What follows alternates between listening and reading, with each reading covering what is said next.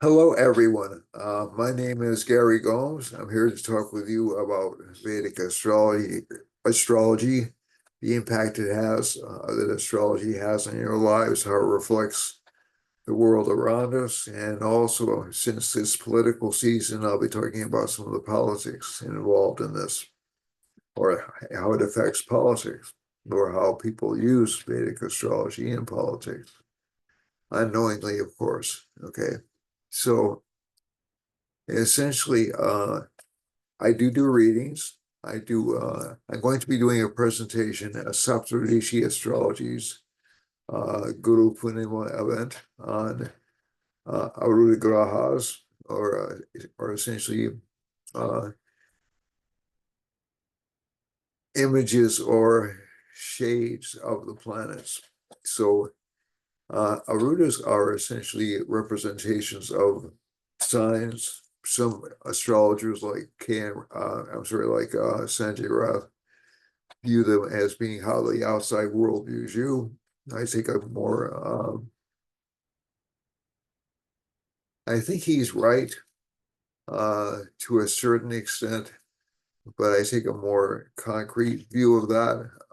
I take a much more, essentially they affect the actual birth chart as well. And so we'll be discussing that a little bit today. I've discussed it in previous presentations, and I'll keep on discussing it. Uh, but the Graha Arudas are really, so there are things called sign Arudas and planetary Arudas. And there are also a bunch of um, special ascendants in Vedic astrology. So I might be talking about those a little bit in this presentation, maybe not. But I did want to let you know that I do teach astrology. I do readings. I've been practicing astrology for 34 years, former president of the Council of Vedic Astrology, et cetera, et cetera. So, um, that's enough about me. You can contact me at 508-525-0001. That's my again, that's my phone. Uh, again, it's 508-525-0001. You can also contact me at, I'm going to try that, 508-525-0001. And it still drops the third zero on my phone number. All right, so essentially I'm just looking at the closed captioning. It's hilarious. And so I have to figure out some way to get that in there so you're not trying to dial. Oh, five. Nope, it didn't show up. 508. We're gonna try it one more time. 508 525 0001. And it still didn't do it. Okay, so all right. So again, I guess I have to work on my articulation even better now. But that was, hopefully I said it enough times that you got it. Also, you can email me at garygomesg@gmail.com. That's GARYGOMESG@gmail.com. I do charge for readings and for lessons. So I have had a lot of people contacting me for readings, but they can't afford to pay. And I'll I'll do it occasionally, but I feel like I've been taken advantage of over the past few months in particular. So I have to cut that out entirely. So because this is my livelihood, this is how I make a living. Okay. And so let me get past that personal stuff, that economic stuff, and get onto it. I will have finally my interview with Alan Anand will be being posted first through Saptarishi's Astrology, then through my webpage, then through my YouTube page, excuse me. And Alan was really great to talk with, and I am planning on having some additional interviews over the next few months. So I'm really looking forward to that, and I'm really looking forward to getting up and also doing more short broadcasts. Somebody mentioned to me I could shorten the broadcast. This is being this. I'm killing two birds with one stone with this particular approach, and that is I have a cable uh, TV broadcast, the Greater New Bedford Cable were so gracious to allow me to do. And I'm also using this as a YouTube channel, but I'll post more frequently than I have been. It's just been a matter of like finding the time to lock it away because I have a lot of other responsibilities currently. So, but I'm hoping I can just get more disciplined and do it more frequently. And I probably will be during the next couple of months, just because there's a lot happening logically. So the first thing I thought I might do today is to look at, we're going to look at J.D. Vance's chart, Trump's vice presidential choice. I didn't have a chance to look at his chart because we were so focused on the primary contenders for the presidency. And let's see, no, it's not sharing yet. Hold on a second. And then I'll go to the current events. I might take a peek at Kamala and former President Trump's chart, Kamala Harris, Vice President Harris's chart, and then from there. So I'm going to do something which I have had on the screen before, but I don't think I've brought a lot of attention to. So this is J.D. Vance's chart. This one, I have to be a little bit honest about this, and I have seen a couple of different charts. I took this chart option mainly because it's from a place, right? So I can do a table here, but I can also do it in the chart. You know, like I'd like to do it in the chart, which would look really complicated, but let me see now if I can get it.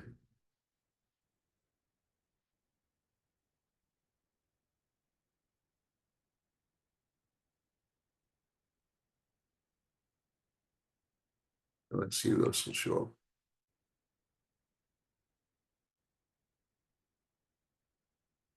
Let me try one more time. Okay. Section of the chart. So I don't use that section too much. So let me just see now. This will give a table.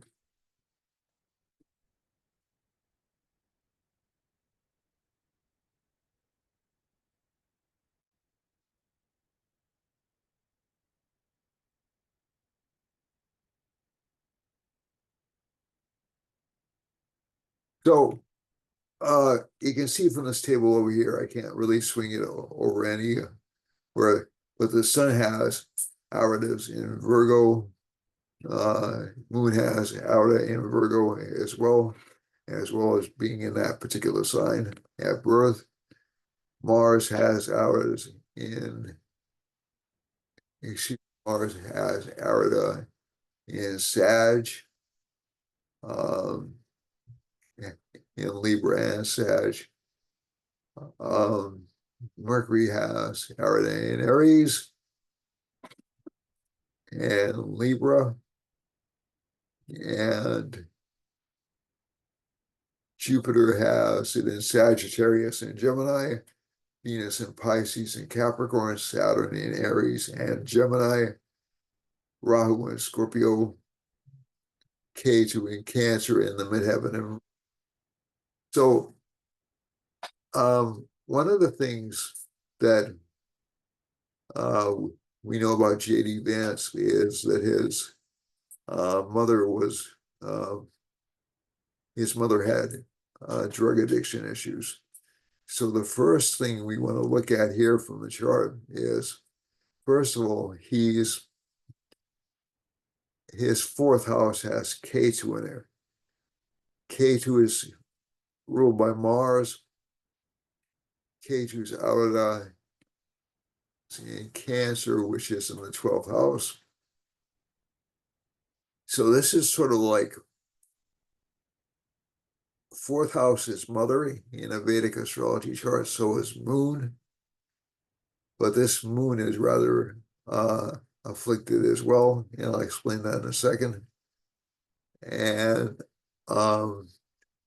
essentially, if you take K2, which gives the drug addiction problems in the first place, or it can give drug addiction problems, or it can give an unusual mother. Jimmy Carter had K2 in the fourth house too, but his mother was made many trips to India, was a very spiritual person, those kinds of things. And K2 can give that, but I think one of the problems you run into with Vance's chart is that essentially the fourth lord is Mars, goes to the 12th house. From that sign, it's with Saturn. So that tends to hurt Mars a lot.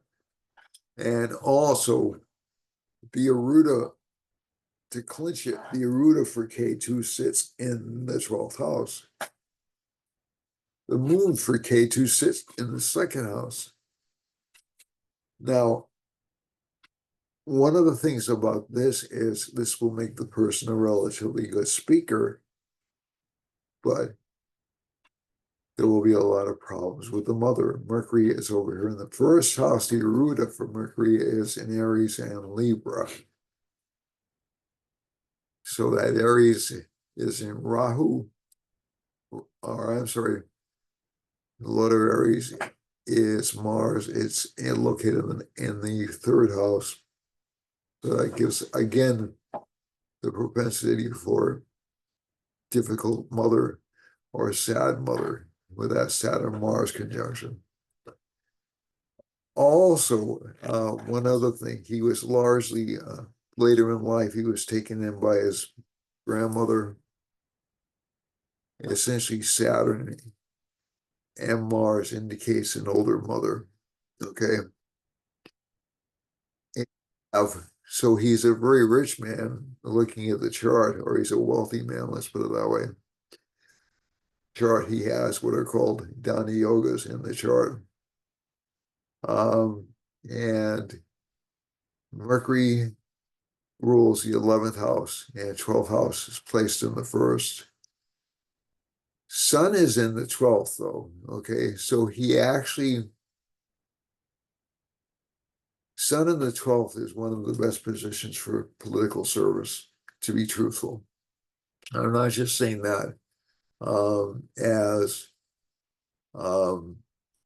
a justification for him being in political service, but that really is one of the best indicators that a person will run for public office. Because essentially, not saying that every politician is selfless, but every politician gives up a large portion of their private lives whenever they run for office. And I will stick to that. Sun-Venus combination in the 12th house, so that's not bad. So he'll be able to save money. If we look at wife, let's say that's the 7th house lord. That's Mars and Saturn together. The Arada for the 7th house is in the 11th house, and that indicates a person who will bring him gains or bring financial growth. If we want to look for a wife from a foreign country, we can see Venus in the 12th house. Donald Trump has that, or from a different background. Donald Trump has that combination as well. Okay. So that's why he has somebody who comes from a different country. So Venus is the significator of wife.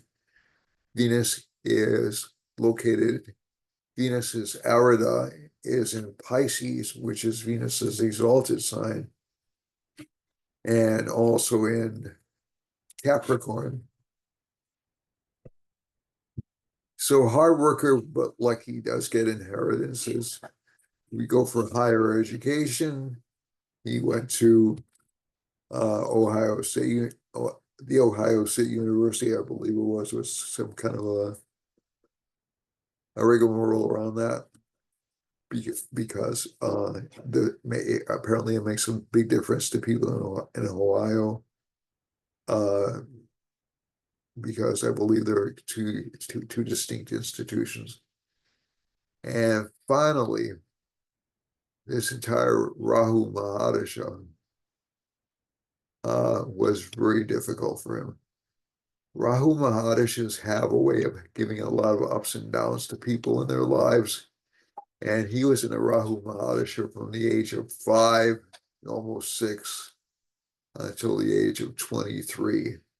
Then he entered a Jupiter Mahadasha. Okay, so Jupiter typically allows you to make money. Jupiter's in its 5th house in its own sign. Its arida is Sagittarius and Gemini. So it reinforces the wealth combinations in the chart. So the arida actually builds those up. Also, Vance is an author. So that Mercury in the 1st house makes him an author. Jupiter in the 5th, you have a certain amount of past life credit connected with the activity he's engaged in, especially up through now. Now, the interesting thing of it is he changed major planetary periods this year around April 17th. And he entered from a Jupiter in its own sign Mahadasha to a Saturn exalted Mahadasha. So this will usually give good preparation for political life. But Rahu was very, very helpful to him because it put him through hell and it took him out of hell, basically. 2008, made him a very rich man, gave him a family. 2024 to now it elevated him to a high position. Saturn is in Libra. If we go to the Navamsha chart, it's in 1, 2, 3. It's in the 10th house of career. So that does indicate the assumption of a very high position. That doesn't guarantee he'll be elected vice president, so I have to be careful about that. If we look at his Samsha chart, Mercury's the ruler of the 10th house, is placed in the 4th house in Sagittarius. Overall, a good placement for ascendancy to high position.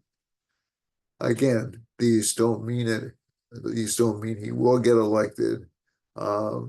Saturn aspects his sun and Venus. When Saturn aspects Venus, we get a person from a different background. This is so anything that's non-traditional is considered to be a little bit difficult in Vedic astrology, at least according to the classical text. The other thing is, one thing, and he has said some relatively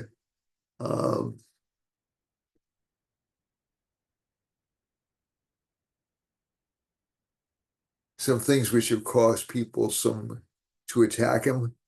I think one of the reasons for that is because of the Ketu moon conjunction in his chart. Right now, that's been there for about the past year or so. It'll continue past election day. That's also been responsible for, I think, for um, the numerous misquotes I've heard of Trump, because Trump has K2 passing over his second house as well. Interestingly enough, both he and Trump share the same rising sign, and so if Vice President Harris chooses a running mate next week or the week after, I'll pull that chart up as well and see what their potential for power is. But basically, this chart does actually show a fairly strong potential for power. But again, so does Miss Harris's chart. It's just that his subperiods aren't quite as. Let me look at the Hadley level subperiods. His subperiods. Okay, I'm trying to get the orbs out of the way. All right, so October 11th, Mercury subperiod. So his subperiods don't look quite as challenging as Vice President Harris's do to me. Saturn usually makes the person a leader of a town or a village, but it has to be placed in a certain position in the chart. So it's usually better if it's in an angle. This particular Saturn is not in an angle, but it is in the same sign. It creates a kind of a power yoga, because it's with the Raj Yoga Karaka planet of Mars. Mars is the best planet for Leo rising. So there is some potential for him over the next few months. As a matter of fact, very strong potential, especially when that Saturn Mercury period comes. But and again, there was something unique about Vance, and that is he experienced a dip in people's enthusiasm for him after he was appointed. Now, or after he was selected, excuse me.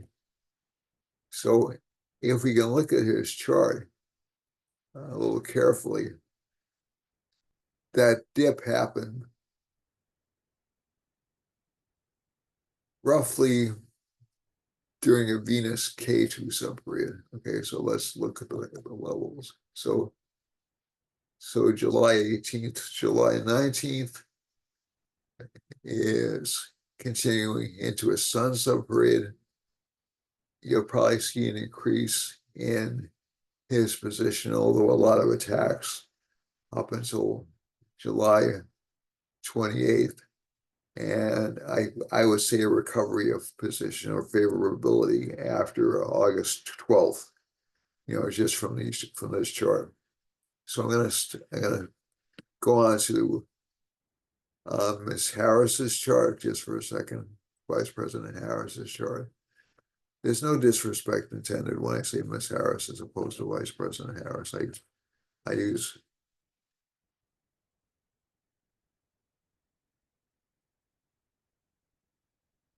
Vance is a Mister, he's a senator, so if I use his title, I would call him Senator Vance. Let's see now. And let's see now. So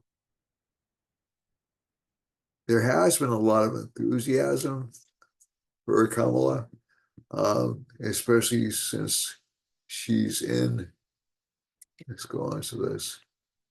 She's in this Saturn subperiod, which is really a strong period for her. Now, I'm going to say, so her Saturn is located in the ninth house in its own sign, so that's a good position. Since I have planets in that particular chart or that particular sign, she has Danishta Nakshatra, I believe. Let me just check it out. She has either Danishta or Satyabhishak, which I should remember what. Darn it, I don't. Devata. Oh, her moon nakshatra is Ashvini, but I'm looking at her Saturn nakshatra. Saturn aspects the moon in this chart. That is a charisma producing position. I don't know if I said that last week, but I think one of the things you have from this chart is she's about to enter a K2 period between July 27th and August 7th. Now, that doesn't necessarily mean she'll lose all of her gusto, but she'll be subject to increasing attacks and increasing criticism. There may even be some, uh, they called it, in J.D. Vance's case, buyer's remorse. So you may see um, there are certain groups that are already criticizing her. There are some groups that are wildly ecstatic about her. K2 is in a very good sign for K2. Okay, so I have to modify that with that observation. K2's in the seventh house, so again, she'll have a lot of open enemies. K2 is in this chart in the seventh house. That's the career chart. So both she and Vance have Saturn in the 10th in the Assumption chart. So it's really interesting. So again, they're not running for the same position, but there's some potential for elevation.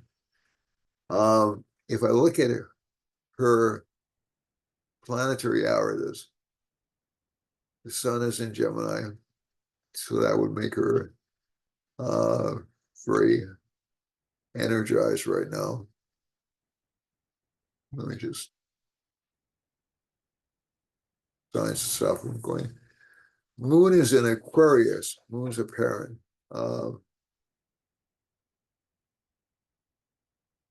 Arida or image is in Aquarius.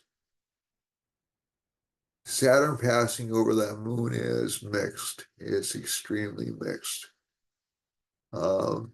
So this is,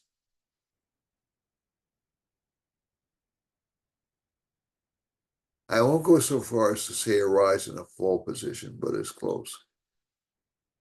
Mars is in Capricorn, which is extremely well placed, and in Pisces, which again is very well placed. Mercury's in Aquarius, which is not the best planetary placement for Mercury. It's heading towards its debilitation, but it's also in Leo, so she can communicate effectively. Jupiter can't, Capricorn. So I just money just for a second because she dropped out of the race very, very quickly. And I'm not sure if it's going to be a repeat of that. I'm tending to doubt it because I don't think the Democrats um, afford to be switching candidates so quickly. Let me just go back here. Let me sleep down level. Date.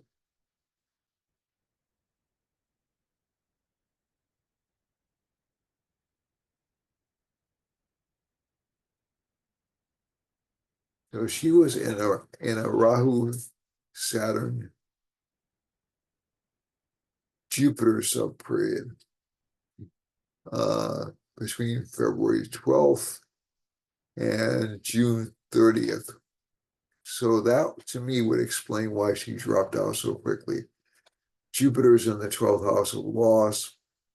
Saturn is going to make her candidacy very difficult. It's kind of staggering. We go to the Venus subperiod, which Saturn essentially threw a lot of blocks in her way. And Venus essentially being in Leo kind of elevated her. Venus is in Aquarius, is secondary Arida is in Sagittarius.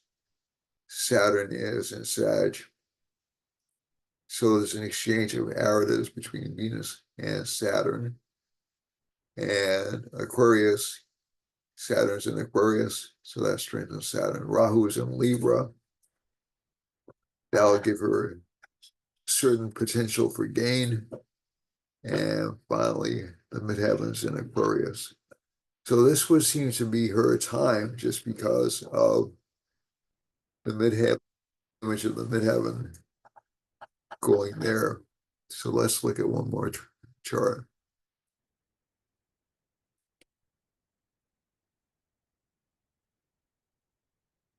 Just quickly.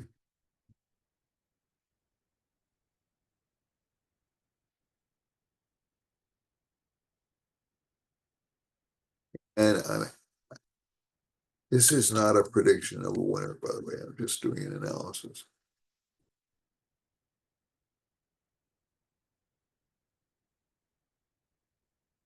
There is no. Okay. So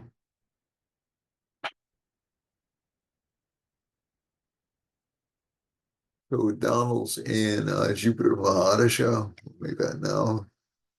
His Jupiter's as um, James Braha once observed, his Jupiter's ridiculously strong. It wasn't as strong as Joe Biden's. Okay, that's another thing to keep in mind. It is much stronger than Kamala Harris's is. So let me get this off the screen. And I think one of the things also that Trump has is he has Mars in the first house, which is kind of a Raj Yoga. Rahu in Gemini is also extremely auspicious for election. So again, this is one of those cases where a call is going to be tough. Jupiter K2. So Donaldson and Jupiter K2 subperiod. So some unexpected gains. His K2's in the fourth house of status. He'll be coming into a Jupiter Venus period October 1st. So let's see how his Venus is placed. His Venus is in Pisces and his Venus is in Capricorn. Two very good positions for apparent victory or for favorability. And the odds makers still do have him favored to win. But again, that can change any minute. Venus's Lord is the moon. The moon is debilitated in Donald's chart, but it's in Cancer. His planetary area is in Cancer. If we look over to this particular chart, he has the moon K2 conjunction over here, which is not really a Raj Yoga for this chart, but he has K2 moon over here in the seventh house. So he'll always have enemies. I mean, that's not really a question. But Venus is extraordinarily well placed for competition in the D10. So it's a little bit. So unless you look at these additional charts, you're not getting, and also you're not looking at the aridas. You're not really seeing the full picture of the candidate or of the person. And there's a lot more to go into a Vedic chart, but I just wanted to share that with you just for a few minutes. So this is one of the reasons this combination in the sixth house is very tough. It's 1, 2, 3, 4, 5, 6. It's a new Stana house, but it's very good for competition. Now, if I'm honest, and I am an honest person, Saturn in the 10th is a better combination for gaining a victory. But let's look at the moon sign. Let's look at the 10th house Lord in Donald's chart. This can give unexpected victory. You know, this K2 moon conjunction over here, because it's the Lord and Mars is aspecting Saturn and Venus. So is a little bit less positive than I said last week for Trump, but at the same time, I would still say just in terms of sheer tenacity and the exalted Venus in the D10, not just the Arada being exalted, but the actual planet itself being exalted. That's that's pretty powerful.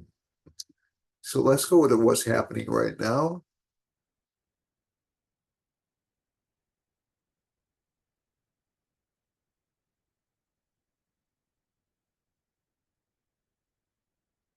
I was tempted to put up Christopher Ray's chart, but I decided to stay out of that particular mess. Um, Let me just see now. So let's go to now chart. And I hope you find this interesting. If you don't, just let me know. It's just it's really, this is sort of like the geekier side of astrology. Um, Mars and Jupiter right now are aspecting the first house. And so Mars is aspecting its own sign of Scorpio. K2 is also viewed as a um, co-ruler of Scorpio, and Rahu is viewed as a co-ruler of Aquarius in certain Vedic traditions. And so both Mars, so there is some indication that there are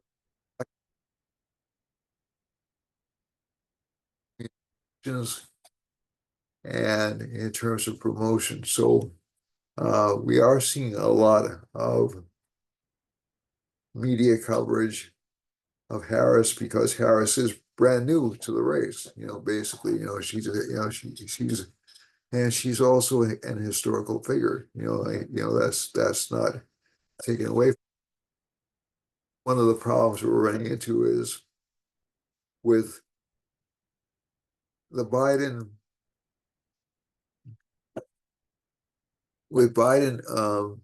stepping down, the media and the politicians have no disincentives to lie to you right now. Mars is aspecting Mercury. This will continue for another week and a half or so. Mercury is going to turn retrograde this week. So be careful about communications with people and make sure that all communications are well understood. Maybe even put in writing. Saturn's also aspecting Mercury. So I think one of the things we're seeing right now is that we have of the chart, we see Trump's 12th house occupied by the Sun and Venus. Yeah, but this is Kamala Harris's second house. So she's got a bundle of energy there, a bundle of positive energy there. But so does Trump. So Trump's communicating, Trump's not afraid to do whatever it takes to win, to be honest. And you also have Jupiter aspecting his second house. So this is fascinating. A lot of factors at play right now. But let's go back to the overall situation. Uh, get away from the election for a while. Saturn's aspecting the moon right now by transit. The moon is in Aries. It's in Ashvini Nakshatra. And Rahu is in the sixth house. It's fairly well, I'm sorry, it's in the fifth house. My apologies. And it's fairly well placed, but this could give some problems with children, some problems or some misleading messages in politics. Saturn's in the fourth house. And I said, I know I said I would stay away from politics, but Saturn aspecting the moon in the chart can also give problems to leaders or people in power in general, and also to people who are educators or people who are representatives. I keep getting this really strong feeling there's going to be something really bad happening at the Olympics, and I just I hope I'm wrong. I really pray desperately I'm wrong. Uh, but and maybe I'm just recalling previous Olympic events, but I don't know. It's just really I'm very worried about it. Maybe I'm worried for no reason. Um, Sporting events are normally ruled by Jupiter. Mars and Jupiter are in conjunction. Mars will almost be right on top of Jupiter when the Olympics are happening. So that's one of the, I think that's one of the things that's triggering me a little bit. Um,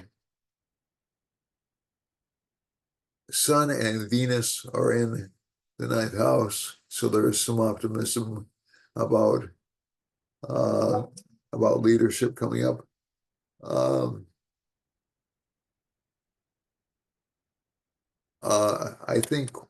I think one of the things um, that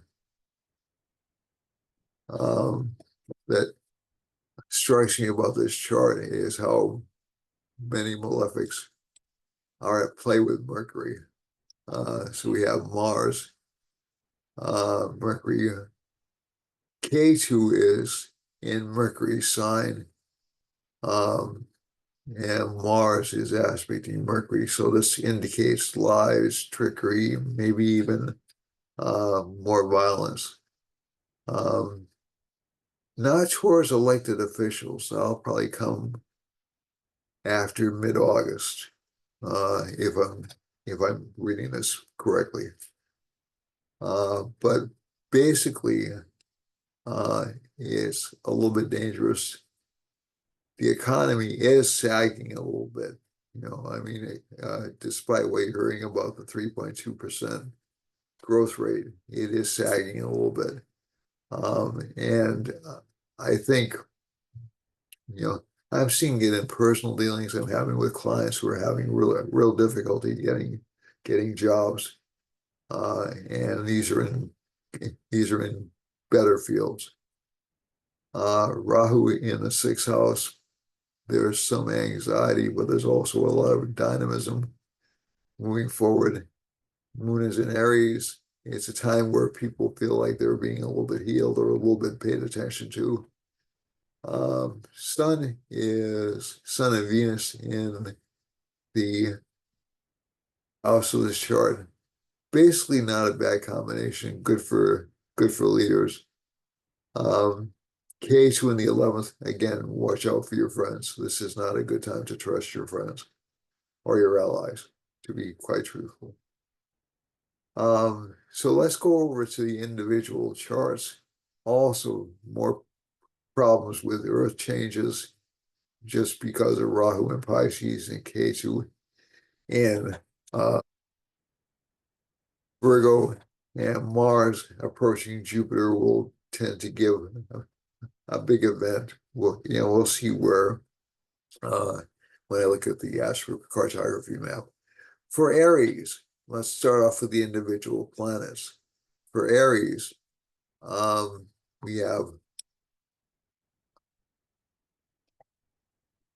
good combinations for financial growth and happiness at home with this chart. Uh, Fifth Lord and the seventh Lord are together in the fourth house, so some domestic harmony for the sign. Children will be happy, but a little bit mischievous. K2's in the sixth house. Again, you have to watch out for illnesses, just in general. And career life actually looks fairly robust, but you will have to go back and redo some tasks over the next few weeks. And again, too much spending for Aries. For Taurus, so this won't go away really until about next spring.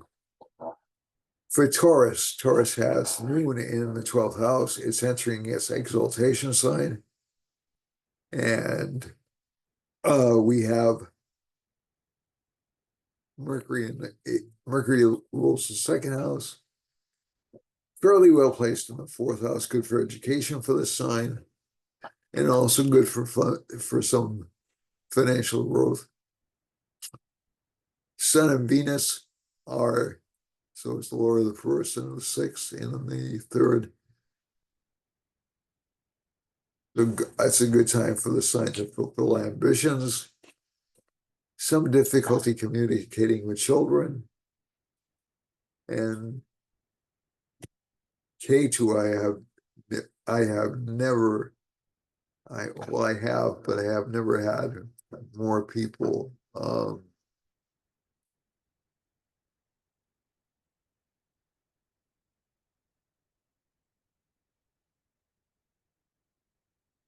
trying to think of a good way to say this.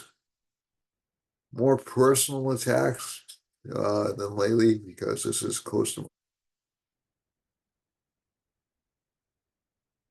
interesting the way you can manifest in a person's chart. But K2 will make children a little bit difficult to deal with for a Taurus. For Libra, Libra has Sun and Venus. We already spoken about that, so good for ambitions.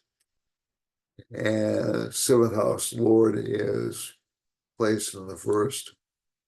So that's not a bad combination. That's a good combination. Career life should be strong for the sign. Financial gains and recognition should be strong, but again, overspending.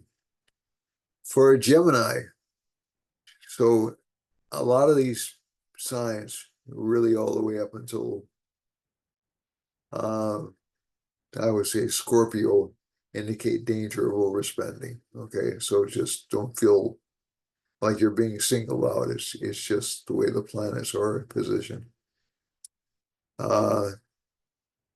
Sole exception of Cancer. Cancer looks okay. For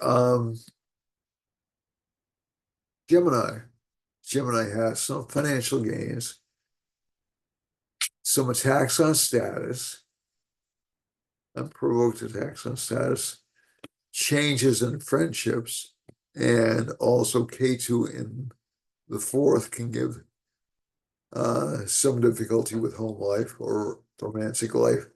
The Sun and Venus are in the fifth house, should give some increase in status or fame for the sign. Sixth house Lord is Mars, is placed in the 12th house, so this can give a little bit of over expenditure for because of fear. Seventh house Lord is Jupiter, the Lord of the seventh is in the 12th, so again, not much. Seventh house Lord, although you may have attract relationship partners from other countries or visitors. Eighth house has Saturn in the ninth house, so good luck from research. Rahu's in the 10th house, so some promise of gains, but it may be illusory in position. And finally, Moon is in the 11th house, and Jupiter and Mars are in the 12th house. So this gives a lot of spending to make friends, a lot of, there's an exchange of lords, not exchange of lords, excuse me, that's not correct. There's Moon is in indirect exchange of lords. Moon is in Mars sign, Mars is in Venus's sign, Venus is in Moon sign. So these houses are all connected. So that's not exactly a part of our yoga, but it does show a combination which will make you spend money, but also be attacked fairly quickly. Now for Cancer, Cancer has Sun and Venus in the first house, which is very good.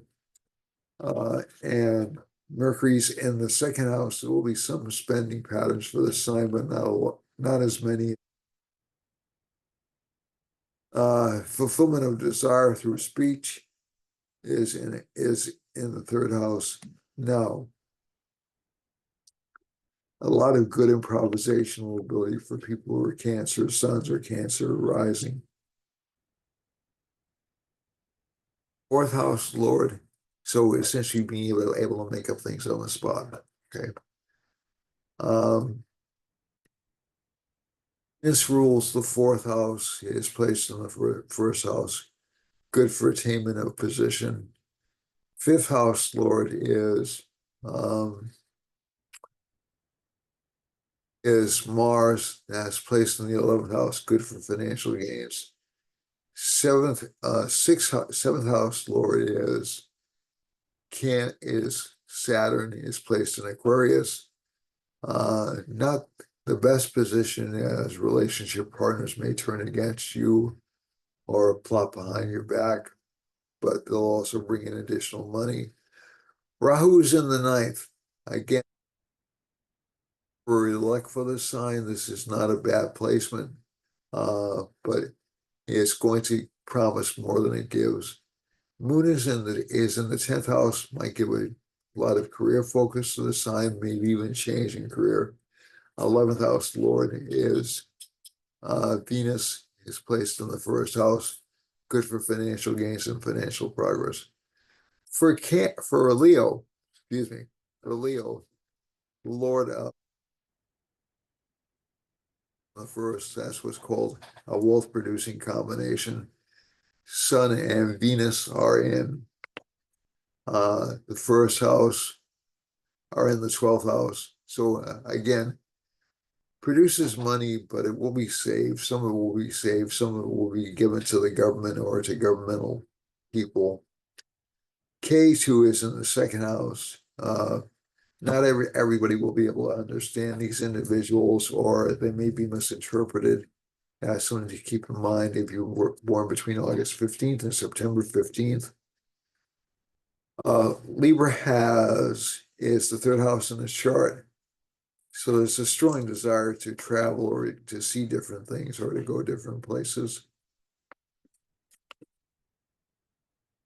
And let's see now, Mars is the Lord of the 10th house in this chart, good for ascendancy and position. And finally, Saturn's in the 7th and Rahu's in the 8th. So there are some conspiracies or some lack of truthfulness connected with 9.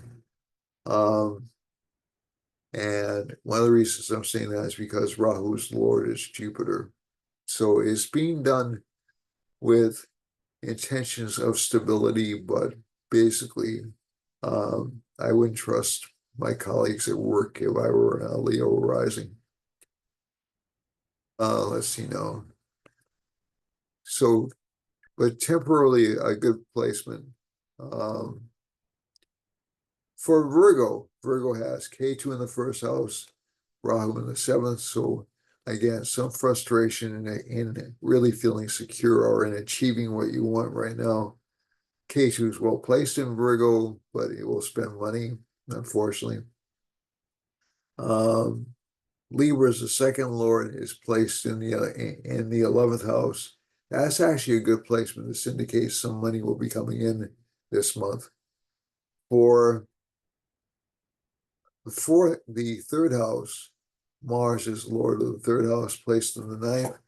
Again, for but only through fighting and through hard work and through study. Let's see now. I didn't cover the relationship. I did cover the relationship partner for Leo. I'm sorry. For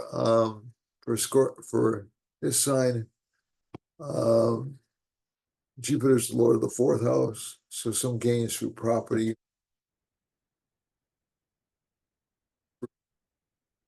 Saturn's in the sixth house, that can give enemies from different cultures or from different paths. Oh, so there's a lot of pessimism connected with this sign, at least right now, at least temporarily. The Mars-Jupiter conjunction in the ninth house is actually quite good, even though they're not really friendly planets to this rising sign. They do give good luck, but mainly through relationship partners and mainly through study efforts. And keep in mind, this sign is subject to attacks, okay, from people trying to guide it or trying to influence it. Excuse me. Sun and Venus are in the 11th house, Mercury's in the 12th. So gains, but a lot of it's spending. For a Libra, this is October 15th to November 15th. Libra has Sun and Venus in the 10th house, good for occupational gains. Mercury is good for money acquisition. K2 is some humiliation if you travel around a bit, some losses, some misunderstandings, especially if you deal in locales with which you're not familiar. Saturn's in the 5th house. As long as this sign stays true and works hard, it'll achieve its results, but it is retrograde for the next few. Rahu's in the 6th house in this chart, very competitive. It gives this sign a very competitive spirit. 7th house, fluctuating allies, and also they'll speak badly of you at times. Okay, so this is something to watch out for Libras. And I think we've hit the conclusion of this particular chart. For Scorpios, Scorpio has Mars in the 7th house. That's the traditional ruler of Scorpio in Vedic astrology. I prefer that one over K2, to be honest with you. Scorpio can't trust his friends. I told you that many times. It's just, they'll be overly ambitious or they'll want something for themselves. This was Scorpio's. This was Joe Biden's rising sign. I'm not saying it's a bad thing that he opted to bow out of the race, but that was what was happening. The people he thought would support him ended up not supporting him. So this is what the K2 did. Okay. If we go on, so again, I promise less politics. My apologies. And the 2nd house Lord is in the 7th house. So this makes relationship partners more quick to anger or more quick to judging other people. Saturn's in the 4th house. It gives some ability to maintain position, but since it's retrograde, that's slowly being taken away from it. Rahu is in the 5th house. Still some problems with children indicated from the chart. Moon is in the 6th house. Some issues with finances and the legality of finances. Jupiter and Mars are in 7th house. We already spoken about that. And Sun, Venus, Mercury, and K2 in the 9th, 10th, and 11th house. Ability to lead. Okay. For Sagittarius has Jupiter in the 6th house, so it will make this sign fight harder.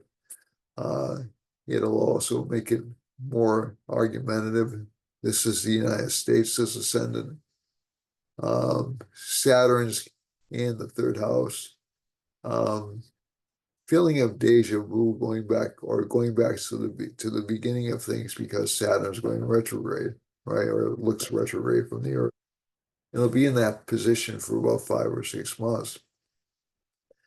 Rahu is in the 4th house, and that can give some problems with image or problems with status. Moon is in the 5th. That's not a bad placement. It's the 8th house Lord in the 5th house, but it does tend to give some financial prosperity to the sign. based upon past efforts.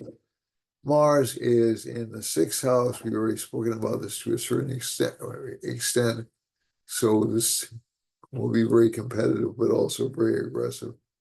Seventh house lord is Mercury. Mercury is placed in the ninth house, so that'll give some financial gains. And Sun and Venus are in the eighth house, so lack of confidence for this sign right now. I'll come back within about a month. And K2 in the 10th house, a lot of confusion over direction. For Capricorn, Capricorn has Saturn in the second house, a lot of focus on financial gains, although there will be some brief setbacks because of Saturn going retrograde. Rahu's in the third house. And Rahu in the third is basically not a bad placement. It's very aggressive. It's a very strong risk-taking combination. So it'll give the sign a certain amount of bravery. Moon is in the fourth, and that will give this sign a lot of financial growth and financial luck, especially through partnerships. Jupiter and Mars are in the fifth. It will give the sign good overall luck or financial growth. And finally, we go over the Sun, Venus, and Mercury in the seventh and eighth houses. And this can indicate some financial gains, but also some luck from life. So this isn't a bad placement. K2 in the ninth, again, some uncertainty about who's going to be leading the ship over the next. For Aquarius, Aquarius has Saturn in the first house. This is what's called a great personality yoga. And great personality yogas tend to over-exaggerate the significations of the planet. So so you're in Aquarius and Saturn's sitting in your first house, this would be roughly January 15th to February 15th, you'd be in Aquarius in the Vedic system. This roughly gives some interest in financial growth, but also a tendency to overspend. Rahu in the second house can give a certain amount of greed, if I'm completely honest, although it will be for educational or for learning matters and more connected with family. Some problems with relationship life, some changes in relationship partners, desires or ambitions. Mars aspects the seventh house, so a relationship partner may be not quite truthful with you. Sun and Venus in the sixth house, not a bad combination, but again, it will make financial gain a little bit more difficult than normal. K2's in the eighth house, a lot of interest in metaphysical or spiritual studies for this sign. And that doesn't mean it doesn't matter what religion or spiritual belief system you belong to. You can be an atheist, it will make you more concerned with the mechanics of life. So Rahu sits in Pisces in the first house, and further, this is the last but not least sign, and it's in the second house, so it should bring some financial gains to this house. Mars will make this sign very ambitious, but it will have the means to attain what it wants. And also children will be involved in this particular part of financial gain. The only difficulty is there may be some problems with the government or with people in charge. They won't be willing to give up responsibility quite so quickly. And let's see now, K2 is in the seventh house. This isn't a bad placement. I think it's just, it just gives some difficulty understanding relationship partners. I wouldn't break up over any conversation that has over the next couple of months, that takes place over the next couple of months, because Mercury is going to be kind of wacky for the next 6 weeks. And also, we have eclipses coming up in late September and early October. So again, it's not really the best time to communicate for most people, and definitely not a good time to take heavy lifting items. Okay, so if we look at Pisces, Pisces seems like it's in reasonably good shape. Sun and Venus are in the fifth house. That's actually a good placement. A lot of attention being paid to beauty. Mercury's in the sixth house. Some problems with relationship partners, especially relationship partners misrepresenting things to you, or even telling big or little white lies. And I think that's about it for the signs for this week. So let's head on over to the time space chart.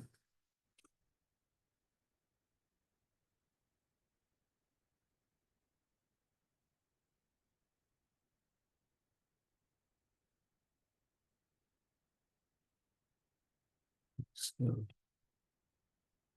yeah, so I have to close it and maybe reopen it. All right. So again, we'll focus on Alaska and the Hawaiian Islands. Um, some scandal with security or some scandal with government in both Canada and Alaska, and in Canada, Alaska, and Hawaii is indicated, and it's a scandal that's costing the people in those areas all the way up to close to Canada and or close to Alaska and Canada. There's a sun line running through California, excuse me. Oh, I'm sorry, Western California and Nevada, up to Idaho and Montana and into Canada. So usually that means to me government shutdowns or government overreach, so they'll be trying to exert their pressure in those cases. It's also close to Arizona, so I wouldn't count Arizona out of the picture as well. Maybe some pressure being brought to bear over government or elections, those kinds of things. And it looks like it's going to be very public. Um, Venus passing down through North Dakota, South Dakota, um, I believe that's Kansas, Nebraska, and then down to Oklahoma and Texas, and down into Mexico. That usually means fairly heavy rains. So just be careful in those parts of the country, especially connected with weather patterns. Mercury is passing through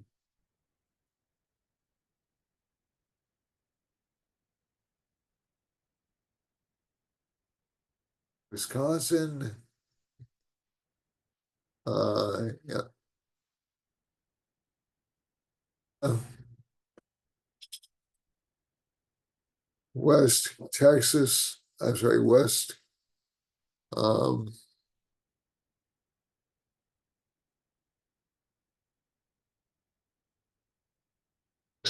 Ella, it looks like Mississippi to me, and um, touching on Louisiana and Mexico and down into Nicaragua. So there may be some accidents, especially around this part of the world, and also some cover-ups in this part of the world. Um, I'm not necessarily saying these are press cover-ups. I'm just saying that the cover-ups will happen, especially if there's violence involved, which looks likely from this intersecting Mars line. Now, as we go over to the East Coast, there's a descending Jupiter line. So, and that intersects with Mars right around Haiti. So I think, oh, I'm sorry, it's not with Mars. It's with a descending Jupiter line. My apologies. So there can be some problems with the judiciaries in those countries, in that country, in Cuba, and also some destruction or maybe even some violence in Cuba over the next few weeks. Let's see now, if we go down to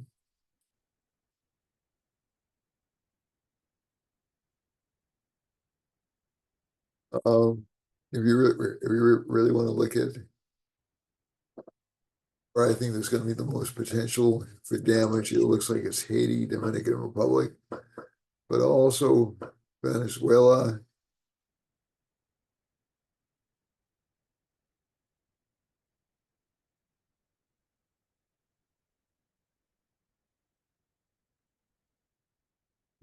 Oh, excuse me, Venezuela and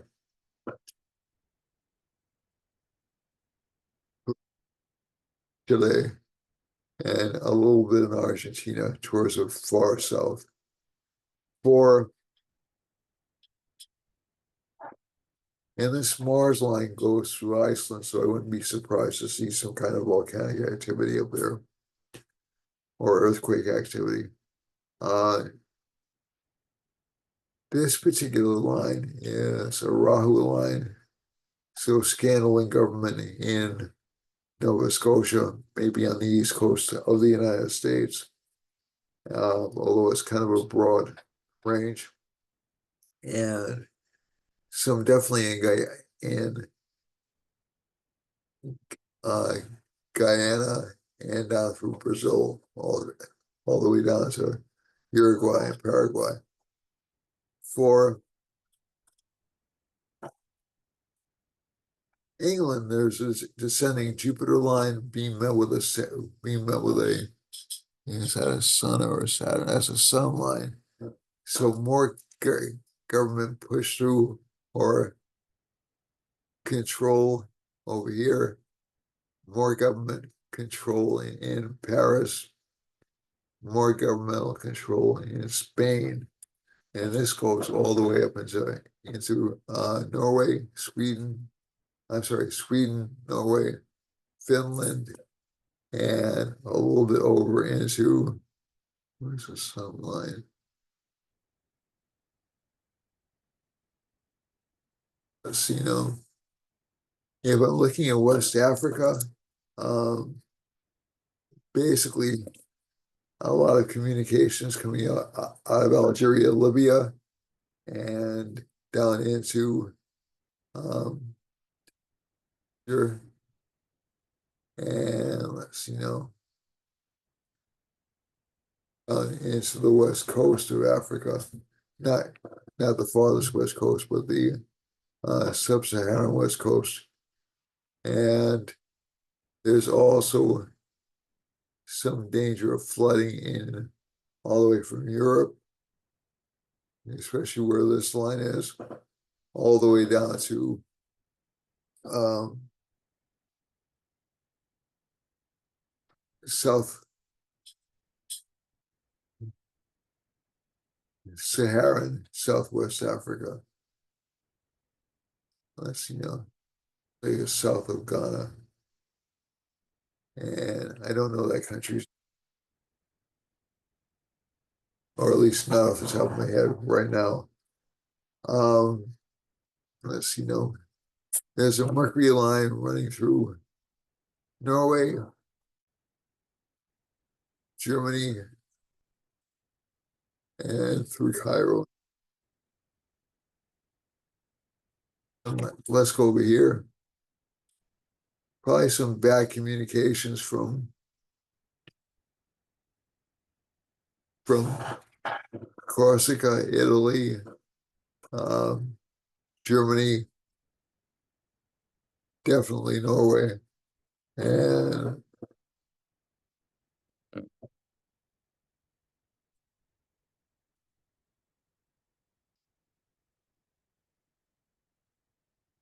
Let's go over to,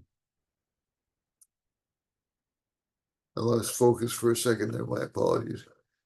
Let's go over to,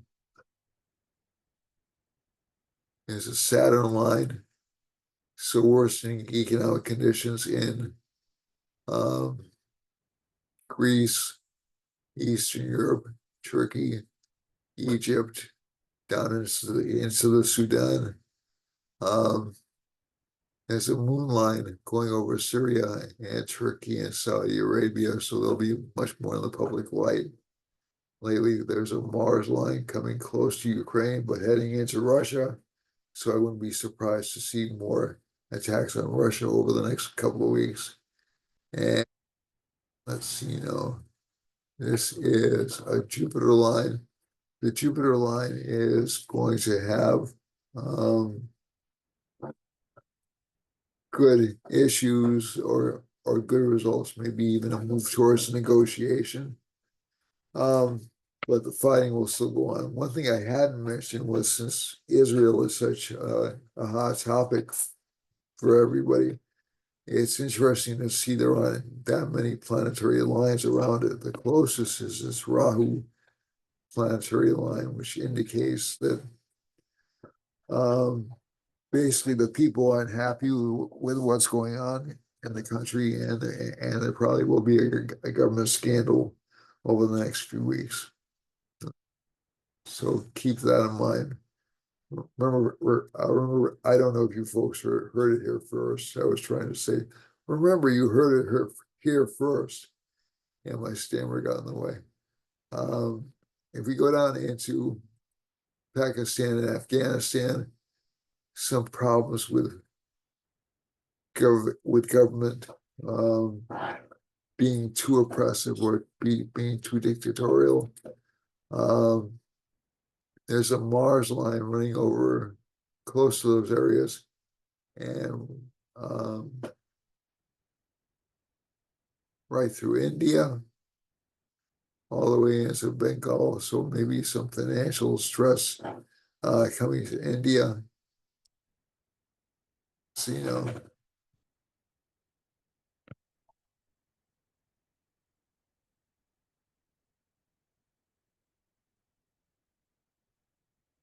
let's go over to, whoops, sorry, I didn't mean to do that.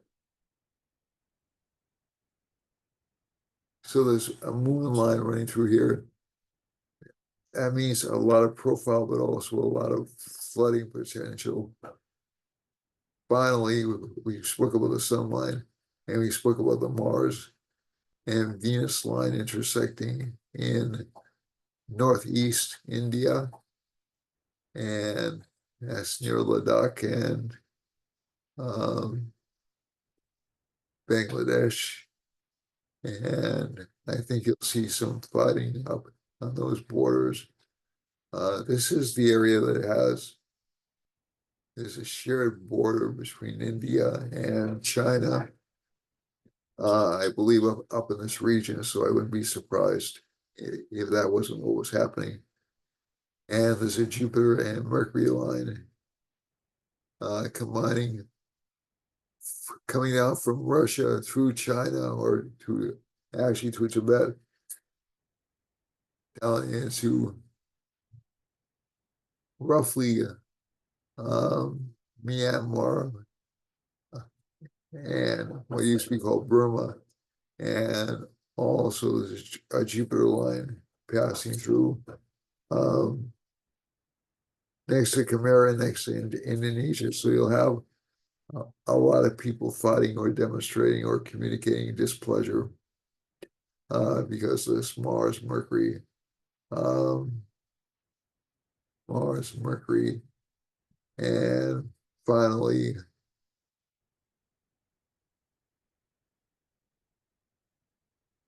this line, my apologies.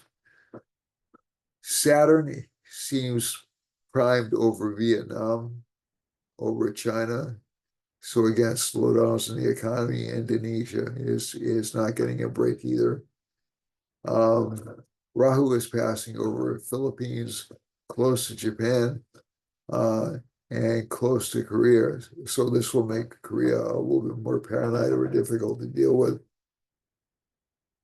Finally, last but not least, let's go over here's the sun line over Japan. Japan seems to have found a way out for itself so it can help regain its prominence. But it'll take a few years, but at least from this chart, it looks like it'll improve things. And let's see now. There's a moon line running through New Guinea and also down by Japan. This can indicate watery damage. It can also indicate um, infamy or um, lost cases or pretty much anything. So let me see how you get.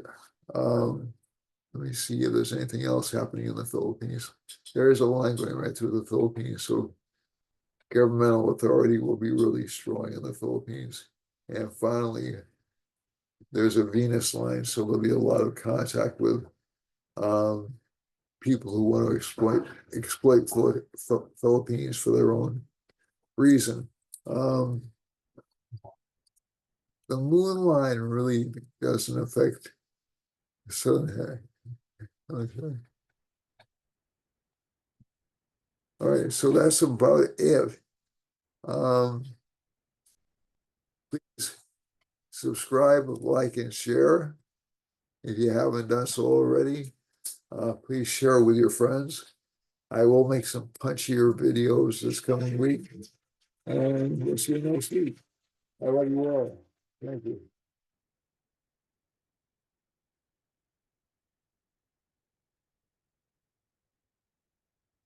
Bye, everyone.